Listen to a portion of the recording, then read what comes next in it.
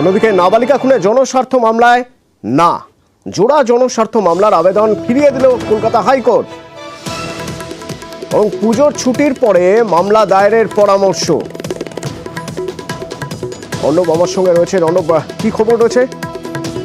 দেখো, কুলতলি এবং জয়নগরে যে নাবালিকার খুনের ঘটনা ঘটেছে সেখানে দুজন আইনজীবী উদয়শঙ্কর চট্টোপাধ্যায় এবং অর্পিতা পাণ্ডে তারা দুটি আলাদা আলাদাভাবে জনস্বার্থ মামলা দৃষ্টি আকর্ষণ করেন প্রধান বিচারপতি PS শিবক্রমের অনুমতি চান এবং জরুরি ভিত্তিতে মামলা দায়ের করার অনুমতিও চাওয়া হয়। প্রধান বিচারপতি জানান যে গতকাল রবিবার সকালেই জরুরি ভিত্তিতে বিশেষ বেঞ্চ তৈরি করে এই কুলতলি নাবালিকার মৃত্যুতে পোস্টমর্টেম সহ একাধিক দাবি নিয়ে ইতিমধ্যে একটি বিশেষ বেঞ্চ তৈরি করে দিয়েছে এবং সেখানে পোস্টমর্টেম হওয়ার জন্য নির্দেশও ইতিমধ্যে একক বেঞ্চ জারি করেছে। এবং এই অবস্থায় যেহেতু নির্যাতিতার পরিবারের যে আবেদন মেনেই পোস্টমর্টেম হচ্ছে, সেই পোস্টমর্টেম রিপোর্ট আসুক।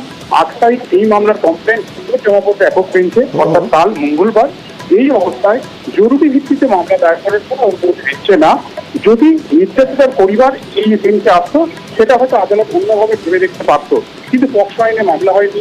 একক বেঞ্চ অসন্তোষ প্রকাশ করেছে পুলিশের পদক্ষেপে, তাই এই ঘটনায় জনস্বার্থ মামলা জারি করে হস্তক্ষেপ করুক, কিন্তু জরুরি জনস্বার্থ মামলার আবেদন ফিরিয়ে দিল এবং কাল পর্যন্ত অপেক্ষা করার পরামর্শ। সেক্ষেত্রে এই পোস্টমর্টেম রিপোর্টের দিকেই কিন্তু এখন সব পক্ষ তাকিয়ে, অর্থাৎ এখনই কুলতলি ঘটনায় জনস্বার্থ মামলা দায়েরের অনুমতি দিল না কলকাতা হাইকোর্ট।